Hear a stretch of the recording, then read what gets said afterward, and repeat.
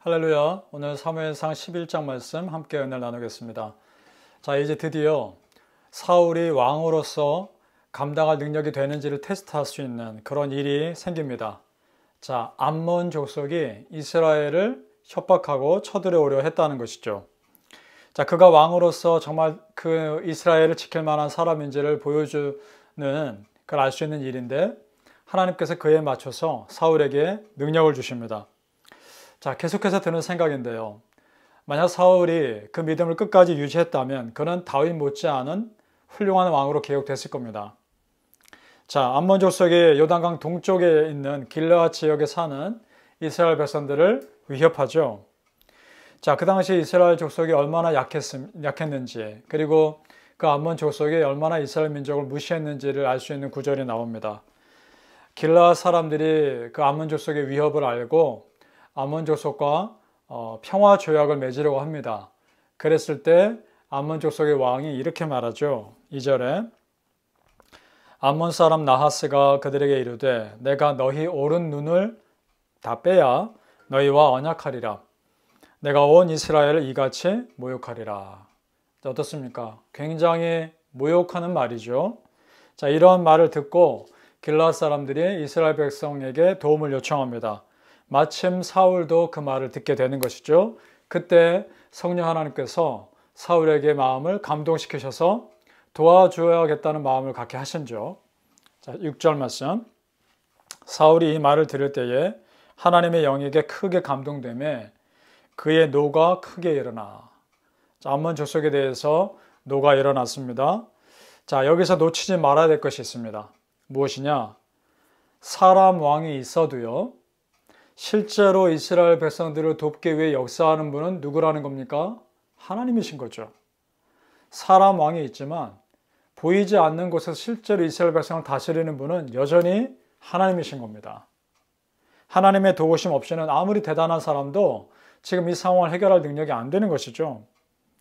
자, 사울이 그 하나님의 능력에 힘입어 공식적인 리더십을 발휘합니다. 7절 말씀. 한결이 소를 잡아 각을 뜨고, 한결이 소니까 두 마리의 소겠죠. 전령들의 손으로 그것을 이스라엘 모든 지역에 두루 보내어 이르되 누구든지 나와서 사울과 사무엘을 따르지 아니하면 그의 소들도 이와 같이 하리라 하였더니 여호와의 두려움이 백성에게 임하매 그들이 한 사람같이 나온지라. 자, 소의 조각을 떠서 이스라엘 온 지역에 보낸 겁니다. 자, 저 길르앗 사람들을 도우러 나오지 않으면 너희 소들도 이렇게 쪼개질 것이다 라고 위협을 합니다. 굉장한 권위를 가지고 위협을 하고 있죠. 이때 백성들의 마음에 두려운 마음이 들었던 거죠. 하나님의 그 메시지로 들었던 겁니다. 자, 여러분 보십시오. 사울이 그러한 모습에 이스라엘 백성들이 두려운 마음을 들게 하신 것도 하나님이시고, 같은 마음으로 다 모여서 그 길르앗 백성들을 도와주겠다고 마음을 갖게 하신 것도 하나님이십니다. 보이지 않게 뒤에서 역사하시는 하나님이 계셨던 것이죠.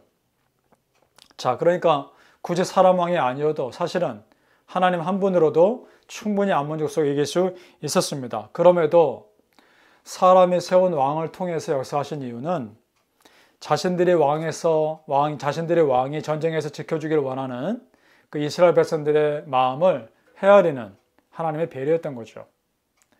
자, 여러분, 오늘 말씀 보면서 무엇을 느끼십니까? 내 힘으로 내가 산 것 같으나 정말 보이지 않는 곳에서 나를 도와주시는 하나님의 은혜가 있었기에 오늘 내가 여기까지 온 줄로 믿는 믿음이 우리에게 있어야 한다는 겁니다.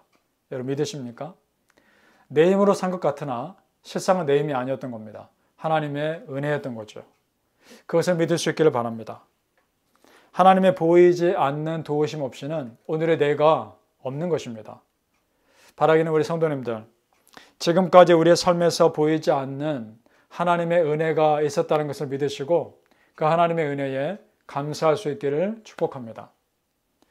자, 오늘 사울 왕이 전쟁에서 굉장히 크게 승리합니다. 그리고 그 이후에 사울을 대하는 백성들의 마음이 달라졌다는 것을 보게 됩니다. 처음에는 반신반의했겠죠. 그리고 저렇게 수줍어하는 사람이 무슨 왕이 될 수 있을까? 무시하는 사람도 있었습니다. 그런데 그들의 마음이 달라졌죠.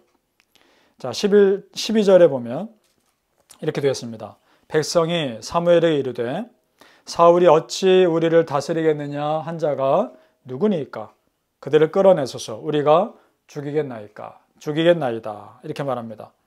그러니까 사울이 왕으로 세워졌을 때 어떻게 저 사람이 우리에게 왕이 될 수 있는가 라고 무시하면서 순종하지 않는 사람들이 있었던 거죠.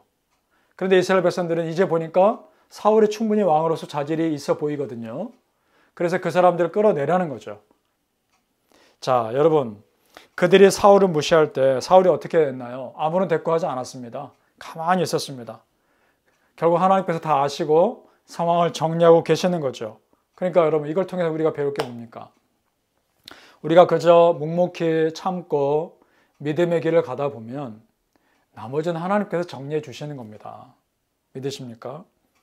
내가 앞장서서 다른 사람과 싸우거나 갈등할 일이 아닌 겁니다. 그것은 내 몫이 아닙니다. 하나님 몫인 겁니다.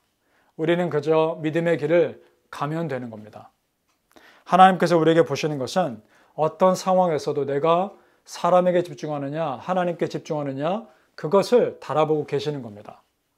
바라기는 우리 성도님들, 내가 하나님의 일을 먼저 했을 때 하나님께서 내 삶의 모든 것들을 다 책임져 주시고 또 다른 것들을 다 해결해 주신다는 것을 믿으시고 그 은혜를 여러분의 실제 삶에서 경험할 수 있기를 예수님의 이름으로 축복합니다.